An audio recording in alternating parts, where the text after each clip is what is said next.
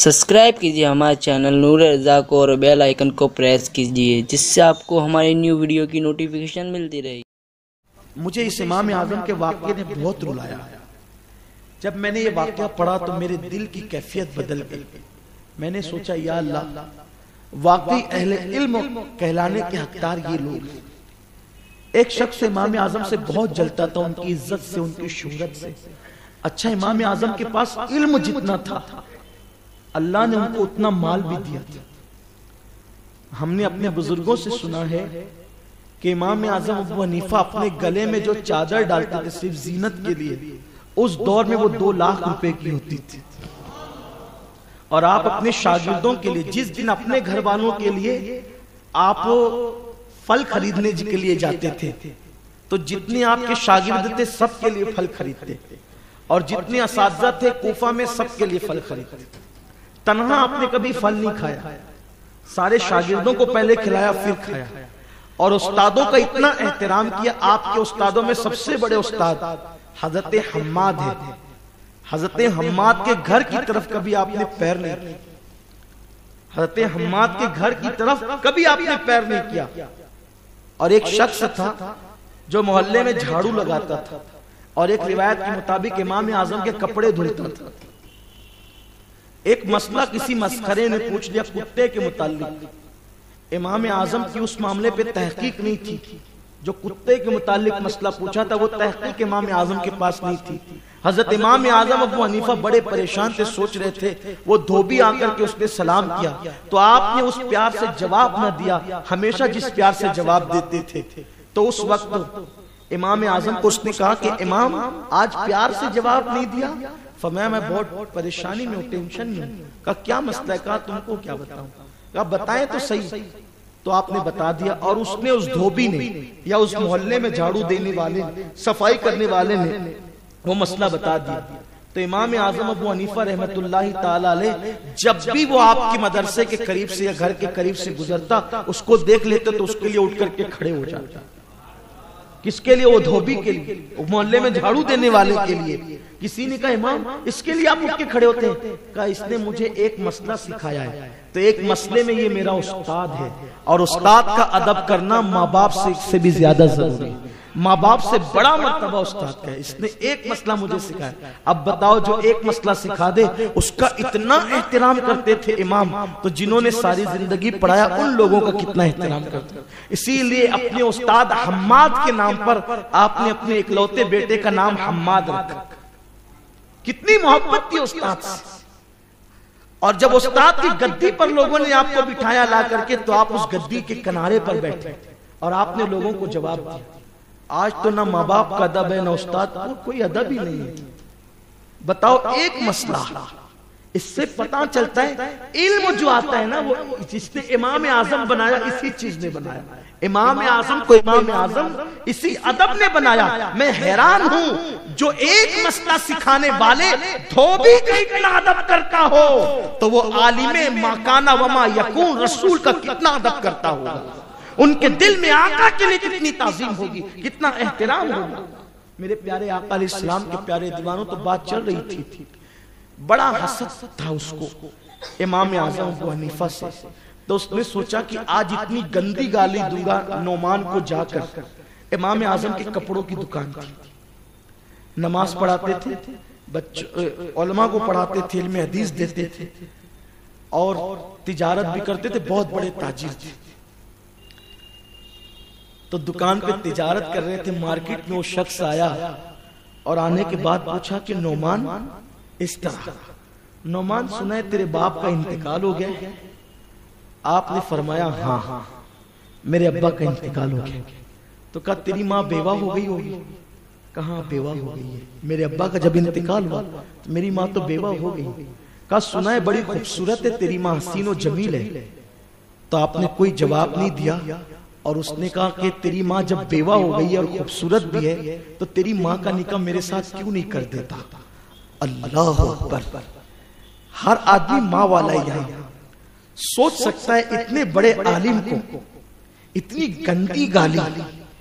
इमाम आजम अबू हनीफा गुस्से से थर थर कांपते थे। पहली मर्तबा इसलिए कि इंसान इंसान को गाली दे, आदमी सब्र कर ले। मां के लिए इतनी बड़ी गाली,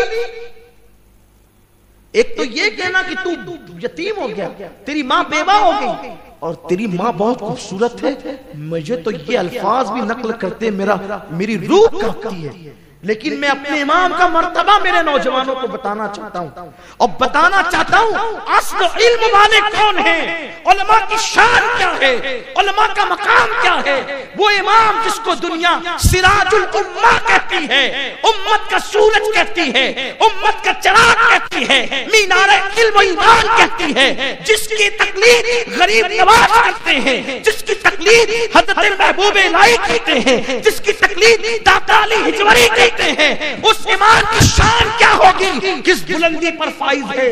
लेकिन जब कहने वाला बदबख्त जालिम ये कहता है कि तेरी मां बड़ी खूबसूरत है, तू अपनी मां का निकाह मेरे साथ कर क्यों नहीं देता, तो आप गुस्से से थर थर कांपने लगे। लेकिन अल्लाह के रसूल फरमाते इंसान को पहचानना हो तो गुस्से में पहचानो। और गुस्से पे काबू पाते हुए इमाम आजम ने कहा, क्योंकि वो आकिल भी है, अक्ल है उसके पास, और वो बालिग भी है, तो आकिल और बालिग औरत को निकाह के लिए जोर जबरदस्ती नहीं की जा सकती।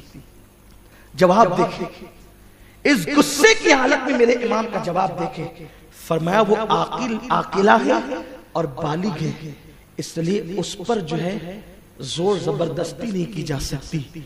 लेकिन चूंकि बेटा हूं, अपनी मां को हुक्म भी नहीं दे सकता, मगर तो मेरे दरवाजे पे सवाली बन करके आया है, मां को हुक्म तो नहीं दूंगा तुझसे निकाह करने का, अलबत्ता तेरी बात जरूर पहुंचा दूंगा मां तक, तेरा सवाल अपनी मां तक जरूर। मैं कहता हूं हैरान हूं मैं यहां, और अगर इमाम आजम अबू हनीफा के मुतालिक उलमा ने ये बात ना लिखी होती तो ये बयान ही नहीं की जा सकती। अखलाक की बुलंदी क्या है, उस गाली देने वाले बदबख्त को कह रहे हैं कितनी संजीदगी के साथ कि मां तक के मैं तेरा जवाब पहुंचा देता, तेरी अर्जी पहुंचा देता हूं और जवाब ला के देता हूं कि मेरी मां कहती क्या है। लेकिन चूंकि आप जानते हैं ना कि इमाम आजम का अखलाक तो इतना बुलंद था, लेकिन मां तो मां थी, मां तक की बात बेटा लेकर के जा रहा है, जिस बेटे की दाढ़ी के बाल अब सफेद हो रहे हैं और वो बेटा मां के निकाह का पैगाम लेकर के जाएगा तो उस मां के दिल पे क्या गुजरेगी। इमाम आजम ने एक कदम गुस्से से कपकपाती हुई हालत में जैसे घर की तरफ बढ़ाया, उसने चिल्लाया, नौमान नौमान इधर आ नौमान। इमाम आजम ने जब पलट करके देखा तो वो जमीन पर कुत्तों की तरह तड़प रहा था।